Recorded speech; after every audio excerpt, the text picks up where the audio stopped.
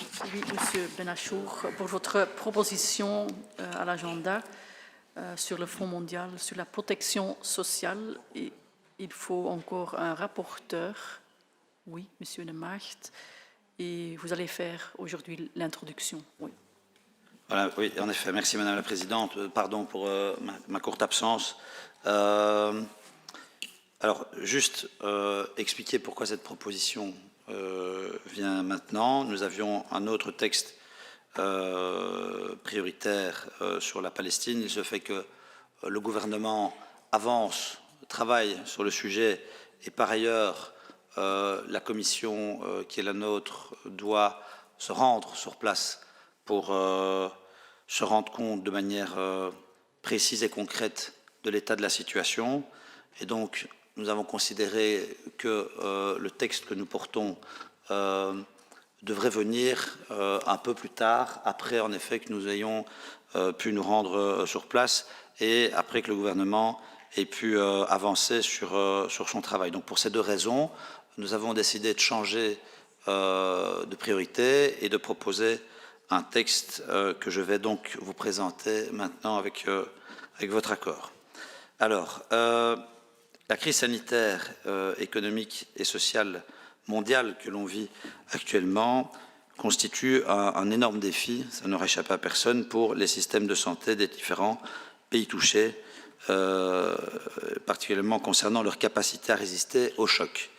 Alors, elle agit comme un catalyseur des fractures sociales et des inégalités structurelles dans le monde. Et selon les dernières estimations, le Covid-19, l'épidémie, aurait déjà infecté plus de 200 millions de personnes dans le monde et entraîné en 2020 l'arrêt total ou partiel des activités de 2,7 milliards de travailleurs. C'est évidemment sans précédent. Alors les États qui n'avaient pas assez investi ou n'avaient pas eu assez les moyens d'investir dans la protection sociale ont été bien en peine de fournir une réaction appropriée. Et rappelons-le, la protection sociale est un ensemble de mécanismes de prévoyance qui répond à différents types de risques et d'événements auxquels les êtres humains peuvent faire face tout au long de leur vie. La maladie, la grossesse, la vieillesse, les accidents de travail, l'invalidité, la mort d'un parent, la perte d'un emploi, etc. Et tous ces éléments sont susceptibles évidemment de les laisser soudainement sans revenus. Alors en réponse à ces risques, la protection sociale garantit des soins de santé essentiels, y compris pour la maternité, ainsi qu'une sécurité de revenus pour les enfants, les personnes âgées, les personnes actives en cas de chômage, d'invalidité ou de maladie. Et c'est ce que l'Organisation internationale du travail nomme les 4 socles d'une protection sociale universelle. Alors, avant le début de la pandémie de Covid-19, les estimations de l'OIT montraient que seules 3 personnes sur 10 dans le monde avaient accès à un système de protection sociale complet, 3 sur 10.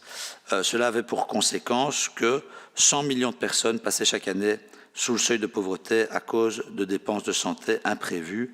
Et même si des efforts ont été faits pendant la pandémie, les derniers chiffres montrent qu'en 2020, plus de la moitié de la planète, soit environ 4 milliards de personnes, n'avaient accès à aucune prestation. Or, la protection sociale universelle est un puissant levier de développement, de lutte contre les inégalités et de résilience face aux crises. Et il est primordial aujourd'hui de faire de la protection sociale une priorité partout dans le monde. Alors aujourd'hui, pour faire face à l'épidémie de Covid, des actions d'urgence sont nécessaires, mais une fois la crise passée, il faudra évidemment en tirer les leçons et s'assurer que dans le futur, de telles tornades dévastatrices ne se produisent plus. Et en effet, selon l'OIT toujours, la crise du Covid-19 pourrait entraîner la perte de 400 millions d'emplois. Donc on est vraiment dans des échelles qui sont colossales et c'est pourquoi nous proposons la mise en place d'un fonds mondial de protection sociale qui est d'ailleurs promu par l'OIT, par le rapporteur spécial sur les droits de l'homme et l'extrême pauvreté, Olivier de Schutter, et soutenu par une campagne de la Confédération syndicale internationale. Un fonds mondial permettrait de financer la protection sociale universelle en rassemblant dans un pot commun les contributions financières des États. Alors, les États dont les capacités économiques et fiscales sont insuffisantes auraient la possibilité de mettre en place ou de renforcer les socles nationaux de protection sociale en faisant appel à la coopération multilatérale via ce fonds. Alors, j'arrive au bout de ma présentation. Avec un effort collectif de 3,8% du PIB mondial, il sera en effet possible d'atteindre les objectifs de développement durable 1.3. Et je cite cet objectif, mettre en place des systèmes et mesures de protection sociale pour tous, adaptés au contexte national, y compris des socles de protection sociale, et faire en sorte que, d'ici à 2030, une part importante des pauvres et des personnes vulnérables en bénéficient. Et le point 3.8 que je cite aussi, faire en sorte que chacun bénéficie d'une couverture sanitaire universelle, comprenant une protection contre les risques financiers et donnant accès à des services de santé essentiels de qualité et à des médicaments et vaccins essentiels, sûrs, efficaces, de qualité et d'un coût abordable.